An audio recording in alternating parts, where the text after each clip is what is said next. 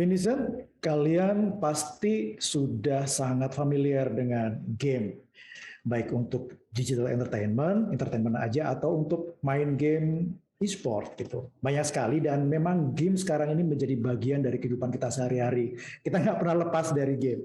Nah, yang menariknya kita selalu terfokus kepada game-game produksi luar dan memang faktanya memang mereka menawarkan sesuatu yang menarik dengan gameplay yang menarik yang kita happy banget kalau kita engage dengan game-game tersebut. Tapi ingat bahwa Indonesia juga sebenarnya punya potensi besar gitu. E-sport kemarin kita punya Lokapala loh yang sudah ditandingkan di PON gitu. Dan kalau kita bicara game sebagai entertainment, mungkin di beberapa saat yang lalu teman-teman cinta banget nih sama satu produksi game lokal yang temanya horor, yaitu Dreadout. Nah, kali ini kita pengen ngajak kalian untuk ngobrol banyak nih tentang pergaman ini dengan salah satu tokoh dari Digital Happiness yang memproduksi Dreadout, yaitu Mas Imon. Aku pengen ngajak kalian untuk dengerin insight beliau dan saya yakin ini akan menjadi informasi yang menarik buat kalian semuanya. Yuk kita ikuti obrolan T-Talk dengan Mas Imon. T-Talk Digital Yours. Halo Mas Imon, kumaha damang, Bandung apa kabar? Kabar baik, alhamdulillah saya. Saya Mas ya. Saya sih bisa cuma kumaha damang doang Mas. Sebenarnya juga tinggal di Bandung aja Mas, bukan orang Bandung. Oh oke. Bukan orang Bandung gitu ya. Oke Mas, gimana kabarnya Digital Happiness nih? Baik Mas, Digital Happiness alhamdulillah baik. Masih berkutat di pergamingan juga sampai saat ini. Gamingan, keren banget nih. Nah sebagai gaming creator nih Mas, sebenarnya kalau boleh tahu sebelum kita ngobrol jauh ya tentang digital happiness, sebenarnya visi misi, visi misi kayak corporate ya Mas, tapi nggak apa-apa. Ini kayak cita-cita, misi atau apa sih yang sebenarnya melatar belakangi kenapa digital happiness ini ada? Dulunya kenapa itu? Ya. Kalau dulunya memang sebenarnya penasaran. Kalau yang mencetuskan itu sebenarnya kita penasaran ya, maksudnya penasaran itu karena basicnya kita pemain game, terus kita dulu juga banyak belajar mengenai 3 dimensi segala rupa gitu. Itu kita tergelitik karena waktu itu tidak ada game yang menurut kami itu bisa merepresentasikan kita sebagai orang Indonesia, let's say seperti itu gitu. Karena kalau kita main game sebenarnya waktu itu kan kalau dulu kan pasti banyak ya kita belajar tentang samurai, tentang Viking, itu tuh kalau kita dari kecil kan taunya dari game gitu. Di Jepang tuh ada samurai, ada dan kita tergelitik di situ gitu. Kok nggak ada ya yang game yang merepresentasikan dekat dengan kita lah gitu. Jadi itu salah satu yang melandasi kita bentuk digital happiness. Itu awalnya dari situ sih. Basicnya awalnya dari situ. Oke. Tapi ini poin ini menarik. Tapi nanti kita akan ngobrolin khusus untuk yang ini yang menjadi hal yang menggelitik ini karena ini mungkin kaitannya sama IP ya Mas ya, intellectual property ya kali ini. Betul. Yes. Tapi kita simpan dulu karena nanti kita akan bahas topik ini secara khusus. Mas, kalau boleh tahu kita kan kenal game yang ya semua orang udah ngerti ini kali ya yang Dreadout Mas. Nah ini awal mula bikinnya itu dulu kenapa itu Mas? Apakah sama ini latar belakangnya atau gimana? Nyambung Mas, nyambung sebenarnya dengan visi yang di awal itu dengan digital happiness itu. Selanjutnya akhirnya kita kan berpikir bahwa kita harus bikin sesuatu, bikin intellectual property yang dekat dengan kita. Nah sebenarnya Dari situ kita mulai dari yang paling deket aja, Mas. Maksudnya kalau saya sama director saya dulu, Mas Fadi, sekarang juga ada di DH juga, itu memang awal kita suka horor, suka main horor, suka nonton horor gitu kan. Nah, waktu itu kita memang mencari salah satu bentuk game yang kayak gimana ya, yang maksudnya yang sesuai kapabilitas kita, secara skala produksi pun juga kita mampu dalam tanda kutip ya, karena waktu itu sebenarnya kalau bikin game zaman awal saya lulus kuliah itu tuh mahal sekali, Mas, untuk lisensi engine, katakanlah itu engine untuk bikin game aja. Waktu tahun 2004 itu saya lulus kuliah, itu seharga 4 miliar. Wow. Jadi kan co-founder saya yang tadi itu, director dan co-founder saya itu, terus dia mengenalkan dengan adanya engine yang kapabilitasnya cukup bagus dan terjangkau buat kami. Kebayang gitu untuk bikin gamenya pakai engine tersebut gitu kan. Nah, kita cari tuh konsepnya, dan waktu itu Fadi juga bikin game semacam prototype itu, ada yang namanya Zurich Escape waktu itu awalnya. Kemudian dikembangkan banyak iterasi sebenarnya, terus kita nyari validasi sebenarnya, Mas. Jadi bikin game horor itu relatif lebih murah dalam tanda kutip. Karena kenapa itu, Mas? Karena memang saya misalnya nanya Mas Bem dulu di waktu SMA atau waktu kuliah ada cerita hantu nggak? Ada yang serem-serem nggak? Gitu. Yeah. Pasti ada kan? Pasti ada ya. Jadi kan terdekat kita pasti ada cerita-cerita. Jadi riset yang kita lakukan itu relatif lebih murah gitu. Jadi nggak perlu. Jadi risetnya itu nggak perlu kita mendalam. Kayak misalnya kita mau bikin game tentang apa ya, perang Majapahit gitu kan. Kita kan mikir armornya kayak gimana ya, itu bagus nggak ya kalau di game kan. Ya gitu-gitulah, banyak gitu. Terus banyak lah, risetnya akan lebih padat dan pasti akan memakan waktu dan biaya yang cukup besar gitu. Nah, kalau game horor tadi itu ya itu lebih murah katakanlah, karena semua yang kita di lingkungan sekitar kita saat bertanya tentang hal-hal yang mistik dan yang terdekat di kita itu pasti banyak sekali gitu sumber idea sama inspirasi yang kita tuangkan di Dread Out gitu, Mas. Jadi lebih cost efisiensinya itu lebih ke research ya, Mas. Researchnya nggak perlu mendalam lagi karena cerita-cerita horor kita udah ada di otak kita lah gitu. Jadi kedekatannya lebih dapat di situ ya. Jadi ya itu yang memang berproses, Mas. Jadi Mas Bem, jadi waktu itu satu, kemudian kedua kita cari satu bentuk di marketnya juga. Kita lihat waktu market bule itu US dan Eropa, mereka kan punya zombie, punya Dracula, punya werewolf misalnya, dan kita lihat di market kok nggak ada ya, maksudnya hantu-hantu yang representate kita. Ya balik lagi kan tadi salah satu visi kita untuk mengeluarkan itu gitu. Ya akhirnya jadi salah satu uniqueness yang kita tawarkan ke user, ke market, dengan menampilkan bahwa di Indonesia ada loh hantu yang namanya kuntilanak, ada yang namanya pocong dan segala rupa gitu. Jadi akhirnya ke sana gitu, Mas. Nah, Mas, ini kan kalau kita ngomongin IP itu pasti kaitannya sama uniqueness, kemudian sesuatu yang lokal kita punya gitu. Tapi kita juga pengen hal-hal yang lokal, yang unik yang kita punya juga bisa mendunia gitu kan. Nah, kaitannya sama ini, Mas, sama Dread Out sendiri nih, atau sama hal-hal yang ingin ditampilkan oleh Digital Happiness sendiri melalui gamenya yang horor tadi. Itu challenge-nya gimana, Mas, melawan popularitas Dracula, melawan popularitas hantu-hantu versi Eropa dan internasional itu? Bagaimana nih penerimaan marketnya sendiri? Ya, Itu menarik juga sih Mas. Jadi awalnya dulu di kita di Digital Happiness itu biasanya kalau kita bikin itu kita memang selalu validasi ke market gitu dalam user dari kecil kemudian ada besar ada semakin lama semakin membesar begitu.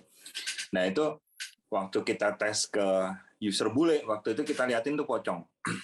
Mereka tuh ketawa lihat pocong Mas. Terus what is that gitu bilang.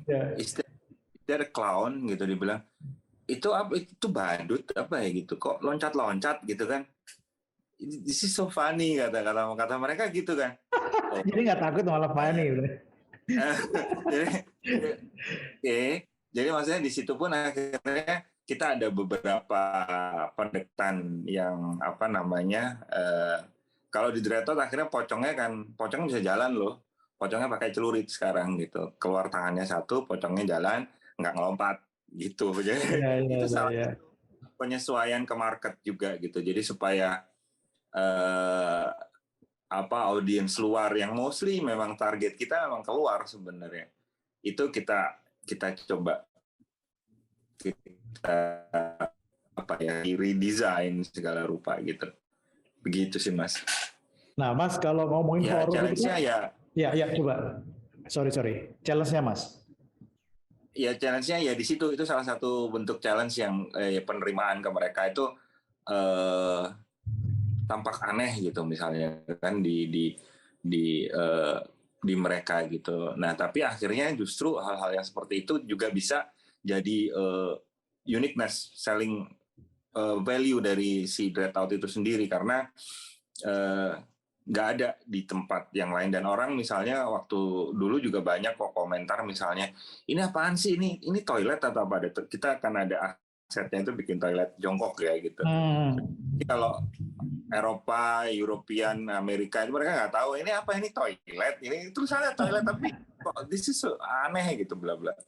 Ya tapi itu sih Mas, challenge-nya tetap ada ya, jadi memang kita pun juga tidak mau tidak berharap head to head yang kayak gimana juga. At least sebenarnya kalau horor itu kan mereka selalu mencari sesuatu yang baru dan kita selalu yakin bahwa setiap itu ada segmennya gitu. Setiap porsi itu ada segmennya. Jadi mereka mencari sesuatu yang baru, oh ada loh di Dreadnought gitu misalnya. Begitu sih Mas. Ya, Mas, kayaknya ini udah jadi pemahaman umum ya, Mas. Kalau bicara masalah culture kita, masalah uniqueness yang kita punyai, walaupun Indonesia ini sebenarnya kaya dengan hal yang unik. Tetapi salah satu problem utama yang tadi seperti yang challenge-nya yang dihadapi oleh teman-teman dari Digital Happiness ketika menawarkan Dreadnought, bahwa ternyata memang ternyata memang sebuah tantangan besar ketika ingin meuniversalkan nih keunikan yang kita punya, kayak misalkan toilet jongkok misalkan, atau kalau misalkan celurit ya oke lah, masih ada bayangan-bayangan ya, kayak misalkan pocong, mereka yang kita bilang ini hal yang menakutkan, malah buat mereka ini sesuatu yang lucu. Ini kan hal-hal yang tidak sesuai dengan harapan sebenarnya. Tapi teman-teman dari DH sendiri akhirnya bisa berhasil untuk ke arah sana gitu. Nah, so far kalau kita bicara masalah Dreadnought sendiri, sejauh mana nih Mas sudah achieve Mas sesuai dengan harapan dari teman-teman DH sendiri? Ya, kalau balik lagi dari zaman dulu, memang kita memang salah satu itu tadi pertanyaan awal aja, visinya kan memang kita itu pengen hidup, jadi kita memang creating IP. Jadi ujung tombak kita adalah creating IP melalui video games karena kita punya expertise di situ dan kita hobi di situ gitu. Dan kita waktu itu memang aimingnya memang kalau Digital Happiness ini masih harus berdiri, Digital Happiness harus bisa hidup dari IP. Jadi salah satu visi kita adalah hidup dari IP. Jadi apapun yang kita lakukan gimana caranya jadi company ini sustain berdasarkan dari IP yang kita buat gitu. So far alhamdulillah sih Mas, ya relatif ya. Maksudnya sukses itu relatif ya. Achievement yang kita capai so far, kita sangat mensyukuri apa yang sudah kita capai selama ini. Mungkin apa ya, kalau achievement itu yaitu kita bisa hidup dari IP kita, meskipun tidak seglamor yang dibayangkan orang begitu. Kemudian mungkin apresiasi dari lokal juga, kayak misalnya dari Forbes Indonesia waktu itu tahun 2016, kita jadi satu global rising brand Asia Tenggara gitu, di antara 20 rising global brand dipilih sama Forbes Indonesia. Terus apa lagi yang achievement-nya ya, kita pelan-pelan kita sudah coba yaitu menjalankan bisnis based on IP gitu kan, dari game udah ada komiknya, ada fanbase, adaptasi ke layar lebar, jadi brand ambassador, bla bla bla, itu lumayan cukup sebuah achievement bagi kami juga gitu. Meskipun masih banyak lainnya yang harus kita kejar begitu, Mas. Ya, untuk komik berarti yang produce orang lain kan ya Mas, tapi pakai. Jadi ini aiming dari IP-nya sudah jalan ke sana ya. Oke, Mas, ngomong-ngomong masalah tadi meuniversalkan atau mengglobalkan kita punya uniqueness, terutama melalui IP ini ya. Kalau kita melihat keberhasilan Korea, itu kan dengan Korean Wave-nya itu kan peran government-nya itu luar biasa ya. Udah didesain sedemikian rupa dan melalui perjalanan yang panjang sebenarnya dari tahun udah dari katanya sih 80-an udah mulai itu. Kemudian juga banyak-banyak negara seperti China sekarang barangkali sudah mulai menggeliat, Jepang yang begitu banyaknya mereka punya IP gitu. Nah, peran pemerintah, peran ekosistem, kebersamaan, gotong royong digital istilahnya gitu. Ini sangat diperlukan. Kalau menurut Mas Imo sendiri, bagaimana sih sebenarnya dukungan dari ekosistem sendiri di Indonesia gitu kan?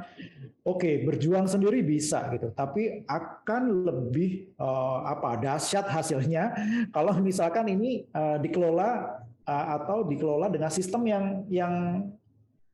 yang baik gitu, yang bisa membantu semuanya sehingga bergerak bersama-sama, tujuannya jelas, ada grand design-nya, misalkan kayak gitu, grand design nasional barangkali gitu.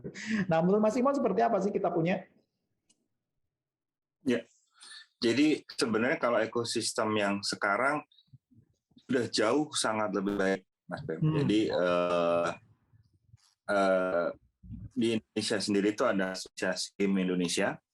Kebetulan saya juga salah satu governing board-nya, itu mereka yang membantu dari asosiasinya sendiri, mereka coba konekin ke pemerintah untuk supporting. So far sih dari tahun 3-4 tahun yang lalu itu ada banyak program yang disupport, meskipun sebenarnya kita juga paham ya, karena memang susahnya Indonesia ini kan banyak ya Mas ya, maksudnya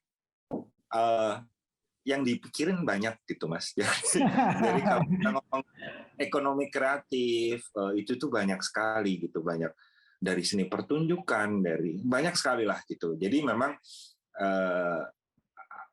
mungkin agak kurang fokus ya gitu, karena ya Mas terlalu banyak yang dipikirkan, dan menurut saya itu juga wajar gitu. Tapi so far sih government sama asosiasi game sudah mencoba gitu, misalnya untuk mengkurasi, memberangkatkan beberapa game developer untuk pameran segala rupa, itu dilakukan. Beberapa tahun yang lalu juga dari pemerintah itu ada grants, misalnya ada bantuan insentif pemerintah. Sayangnya tahun kemarin ditiadakan ya gitu. Itu salah satunya Mas, usaha-usaha pemerintah. memang kalau dibandingkan dengan di luar negeri pun itu masih jauh investasi yang masuk itu ke Indonesia khusus untuk ke game itu sangat jauh gitu, nggak jor-joran kayak di Malaysia, kayak di Singapura. Itu mereka, atau misalnya kalau kita lihat di Kanada itu sebenarnya ada semacam agensi ya Mas, kayak kita itu perusahaan tapi dia menampung dana dana CSR perusahaan negara terus dikelola di situ, kemudian itu disebarin itu si perusahaan itu mengkurasi dan menseleksi proyek-proyek game interaktif dan proyek kreatif lah gitu. Itu dikurasi, dikasih dana, kalau ada keuntungan mereka sharing profit juga ke situ gitu. Jadi ekosistemnya sudah berjalan dengan baik. Kayak di Kanada, kayak di ya salah satunya yang saya lihat sangat bagus itu di Kanada, di UK juga, di Inggris. Nah, kita memang masih belum ke sana karena memang sebenarnya tidak menyalahkan juga karena sebenarnya kita memberikan, kalau saya ngelihatnya memang harus kelihatan dulu ininya sih Mas. Maksudnya kalau misalnya sebuah perusahaan ada satu game yang sukses yang bisa meraup jutaan dolar per bulan misalnya, memberikan kontribusi pajak pendapatan ke pemerintah sekian ratus miliar gitu misalnya, itu baru pemerintah pasti akan langsung oke, ini berpotensi loh, dan langsung akan disupport habis-habisan. Itu banyak contohnya kayak di Polandia itu, kalau teman-teman atau Mas Bem juga pernah tahu ada The Witcher. The Witcher itu kan dari novel sebenarnya, dari novel dibikin game, dibikin film di Netflix sekarang. Itu pemerintah Polandia itu waktu itu memang awalnya ya dari Witcher itu, karena Witcher itu udah ketahuan untungnya, benefitnya, memberikan kontribusi yang besar ke pemerintah. Jadi mereka jor-joran juga mensupport. Jadi bahkan si The Witcher ini yang paling saya tahu itu Presiden Obama waktu itu, zamannya Obama datang ke Polandia itu, Pride of Nation mereka nih gue kasih game gitu. Itu lucu sih gitu. Itu ya kayak gitu sih Mas gitu. Yeah. Tapi so far jauh lebih bagus sekarang. Ya, harapan kita ini akan semakin bagus terus ya Mas ya. Maksudnya kita akan menemukan formula yang tepat ini gimana cara menjual tidak hanya game aja, tapi ini menjual Indonesia gitu dengan memperbanyak IP di mana saja gitu, di berbagai kreasi gitu, termasuk dari industri game sendiri gitu. Nah Mas, terlepas dari tadi kan ada usulan, misalkan ada, bukan usulan nih, tadi Mas cerita misalkan tentang di Polandia gitu, di Poland ternyata memang ada satu triggernya gitu, ada sesuatu yang akhirnya menjadi men-trigger sehingga akhirnya pemerintah bisa fokus gitu, bahkan menjadi sebuah icon kan akhirnya kan, icon. Nah, kalau dari usulan Mas Imron sendiri nih sebagai pelaku industri ini, kira-kira apa yang harus kita lakukan bersama dari semua ekosistem ya, nggak hanya pemerintah, karena kita tidak bisa juga membebankan ini kepada pemerintah doang, tapi bagaimana ini industri ini agar maju tuh apa yang dibutuhkan? Sebenarnya kalau khususnya untuk game itu paling ini SDM sih Mas. SDM. Okay. Jadi betul. Jadi SDM itu karena seperti tadi saya cerita ya Mas, zaman dulu itu kita mau bikin game aja, kita melisensi engine-nya aja itu seharganya 4 miliar. Dan sembarang perusahaan bisa ngedapetin itu gitu. Sekarang itu engine yang tadi seharga 4 miliar itu bisa didapatkan gratis sekarang Mas. Gratis, hardware pun juga nggak terlalu mahal sekarang. Yang paling challenging-nya adalah yaitu si SDM itu, untuk mempelajari software tersebut gitu. Untuk itu yang challenge-nya sebenarnya salah satu kalau menurut saya pribadi itu sih SDM memang kita harus bisa sanggup bersaing karena sebenarnya banyak ya Mas SDM canggih-canggih yang luar biasa lah gitu. Cuman karena memang industrinya juga belum ada di Indonesia gitu kan. Mereka pasti diambilin sama industri yang bisa diambilin industri lain yang tidak ada kaitannya dengan gaming dan interaktif misalnya, atau diambil oleh perusahaan game di luar begitu. Karena industri kita juga masih belum bisa memberikan output yang mereka harapkan misalnya. Oke, Gitu, Mas. Mas Imam, tapi kalau ngomongin SDM, ini yang saya tahu ya, yang saya dengar dan saya dapat informasinya itu, kita sebenarnya punya banyak resource yang andal, yang very kompeten di bidang ini, di bidang 3D artis misalkan, itu banyak sekali, dan mereka banyak dipakai untuk mendukung proyek-proyek kelas dunia gitu, dan bahkan katanya konon beberapa produk 3D animasi, kemudian ada berbagai film-film animasi, kemudian proyek-proyek besar Hollywood, Jepang barangkali untuk game-game Jepang, itu banyak sekali yang menggunakan resource Indonesia gitu. Orang Indonesia maksudnya. Nah, sehingga kita dikenal sebagai penyedia resource besar, tetapi belum sebagai apa yang tadi ya, pengembangnya gitu. Nah, ini bagaimana ini, Mas? Sebenarnya nggak ada yang salah juga sih, Mas. Maksudnya bukan berarti yang paling benar itu kita bikin IP itu bukan berarti seperti itu gitu. Untuk beberapa teman atau developer yang memang dia memang expertise-nya memang sebagai jasa outsourcing misalnya, no problem gitu. Okay. Itu iya. As long as mereka bisa sustain aja. Sebenarnya kalau dari pandangan saya seperti itu sih. Karena memang bikin IP itu lumayan bakar duit ya, Mas. Maksudnya dan jangka panjang pasti gitu. Dan Iya. Begitu sih, Mas. Tapi bakar duit, tapi begitu ada satu yang meledak, biasanya kan itu akan menjadi satu pundi-pundi juga ya, Mas ya? Iya, konsepnya memang seperti itu biasanya. Jadi memang bikin IP, ya banyak sih Mas. Cuman memang banyak faktor ya, banyak faktor. Tapi memang sebenarnya intinya di situ gitu. Karena dengan satu IP itu bisa, kalau bisa jalan ya Mas. Sebenarnya IP yang jalan, IP yang baik itu ya bisa dikatakan sudah menjadi franchise ya. Maksudnya franchise itu ya sudah bisa diaplikasikan di berbagai macam media begitu. Ya, Mas, kalau belajar dari pelaku industri di luar negeri misalkan, kita kan tahu misalkan ada Doraemon, ada macam-macam lah gitu.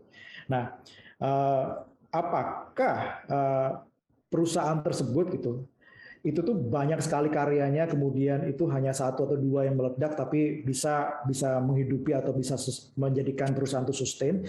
Dan sebenarnya untuk probabilitasnya tuh sebenarnya tuh seberapa besar, Mas? Maksudnya gini, apakah satu perusahaan itu misalkan dari 10 biasanya tuh hanya satu tuh yang melejit gitu, atau mungkin dari 100 tuh biasanya cuma satu gitu, tapi satu itu bisa menghidupi dan bisa menjadikan sebuah produk perusahaan itu bisa berjalan atau bagaimana, Mas? Probability-nya itu sebenarnya seberapa sih, Mas? Kalau hitung-hitungan pastinya saya sendiri juga nggak akan tahu ya, Mas. Maksudnya kalau saya tahu saya pasti langsung ini. Cuman intinya sebenarnya kalau dari pandangan saya sih konsistensi sama validasi sih, Mas. Maksudnya kita harus validasi setiap produk yang kita buat begitu. Dan dan kita konsisten di situ, dan kita harus bahasa Jawanya legowo mungkin ya. Jadi misalnya kalau ternyata ini marketnya nggak masuk nih di sini, ya udah kita cut sebelum kita melangkah terlalu jauh gitu. Kadang kalau developer game itu kadang memang terlalu cinta sama produknya gitu ya. Oh, produk saya ini keren bla bla bla, cuman tapi ternyata divalidasi di market mereka nggak masuk kok, nggak suka sama produknya, ya udah ya harus ganti lagi, harus cari lagi gitu bentuknya, begitu sih Mas. Jadi tetap probability-nya pasti sedikit ya Mas, maksudnya tapi saya yakin setiap perusahaan game atau misalnya kayak di luar itu mereka punya grand design, pasti punya grand design, terus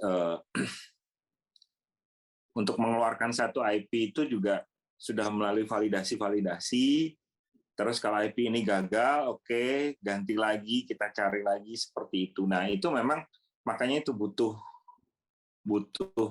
konsistensi ya. Oke, thank you banget Mas. Oke Mas, ini menarik banget nih obrolan sama Mas Simon di sesi kita yang pertama ini. Tapi sebelum kita melangkah lebih jauh Mas, kalau boleh tahu untuk digital happiness ini produknya selain digital entertainment sendiri apa sih Mas? Kita sebenarnya Dreadout itu sendiri iterasinya ada banyak sih Mas. Maksudnya kalau dari Dreadout sendiri ya. Dreadout itu yang retail ya, yang komersial itu Dreadout 1, kemudian ada Dreadout Keepers of the Dark, kemudian ketiga itu ada Dread Eye VR, game komersial VR kita, kemudian terbaru tanda kutip tahun 2020 itu 2 tahun yang lalu berarti itu Dreadout 2. Sebenarnya kalau main produk kita itu 4 itu, sisanya ya mungkin pendapatan misalnya dari royalty share segala rupa dari license yang lain, misalnya di lisensi KLM waktu 2019 seperti itu. Itu jadi Dreadout Movie itu, kemudian untuk jadi brand ambassador perusahaan tertentu, hal seperti itu sih Mas. Jadi kalau main lainnya sih sebenarnya saat ini kita baru 4. Kalau kita menatap masa depan gitu ya, ini kan kita bentar lagi 5G gitu. Udah habis 5G udah pasti akan banyak orang yang akan mengoptimalkan teknologi turunannya gitu. Misalkan pemanfaatan dari VR, AR gitu. Nah ini akan mempengaruhi bentuk produksi game sendiri atau strategi dari bisnis game developer sendiri, atau bagaimana sih Mas menghadapi perubahan-perubahan ini? Ini keren banget pertanyaan Mas Bram ini. Jadi itu memang jadi salah satu challenge bagi kami ya Mas. Karena teknologi itu sangat cepat. Bahkan kita nggak usah ngomongin teknologinya. Maksudnya bisnis modelnya pun sekarang bermacam-macam. Kayak misalnya udah gaming pun sekarang udah kayak streaming service kayak di Netflix misalnya. Iya. Jadi konsepnya udah seperti itu gitu. Kemudian kita gaming pun sistemnya sekarang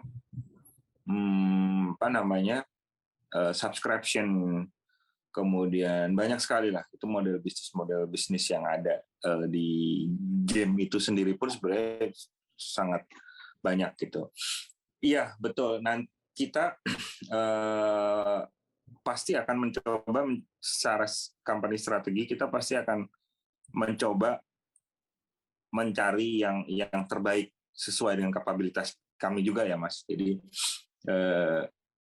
contohnya misalnya saat ini kita sedang mengembangkan game multiplayer karena kita melihat bahwa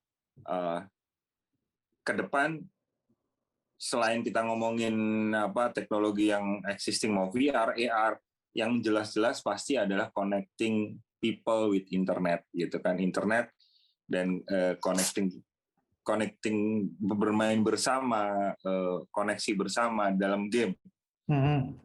Gitu. Jadi makanya kita bela-belain, kita coba develop multiplayer game. Itu salah satu cara kita untuk adopt terhadap ekosistem kondisi yang ada sekarang. Begitu, Mas. Oke, kita tunggu aja nanti seperti apa ya bentuk-bentuknya ya. Amin. Siapa tahu nanti jadi bisa subscribernya itu bisa main game terlibat langsung gitu dengan VR, dengan AR gitu, bisa terlibat langsung ke dalam sebuah game. Siapa tahu gitu kan. Nah, sekarang ini ya loh Mas, game itu sudah mulai ada ini connect, integrasi langsung dengan Twitch misalnya, integrasi langsung dengan YouTube. Oh, jadi gimana itunya gambarannya? Itu jadi penggambarannya misalnya udah si game itu bermain game, terus udah connect langsung ke Twitch misalnya, dan udah langsung connect ke user kan, connect ke viewernya. Jadi viewernya udah bisa komen, dan itu ngefek di gamenya juga gitu. Jadi misalnya tentu kan si developer harus menyediakan alternatif A, B, C, D gitu. Nah, biasanya ke viewernya, guys, gue mau lewat jalan mana nih? Gue bunuh nggak ya si ini ya? Gue pukul nggak ya? Gue lewat jalan mana? Lewat sini bang, gitu. Donate misalnya, jempol. Itu udah begitunya gitu.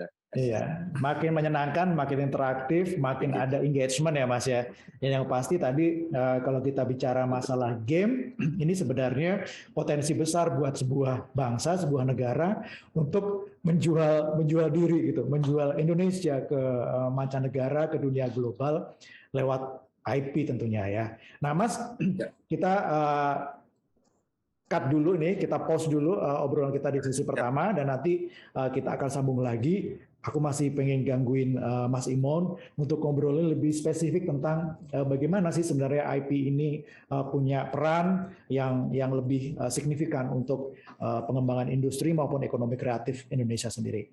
Oke Mas, thank you untuk obrolan pertama ini buat Vinizen. Jangan lupa untuk komen, kemudian yang paling penting adalah subscribe, like obrolan kita, dan kalau ada pertanyaan-pertanyaan boleh loh disampaikan di kolom komentar, nanti siapa tahu Mas Imon bisa menjawab, atau kalau enggak kita susulin deh pertanyaannya ke Mas Imon by WhatsApp, gitu kan Mas. Oke, thank you banget Mas obrolan kita untuk mengenal apa itu digital happiness, produknya, dan juga tadi banyak sekali pencerahan terkait dengan game dan what the next.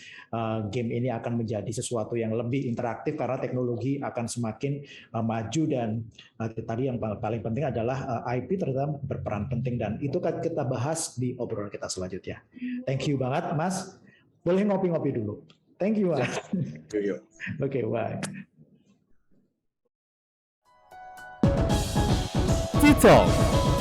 Digital Yours.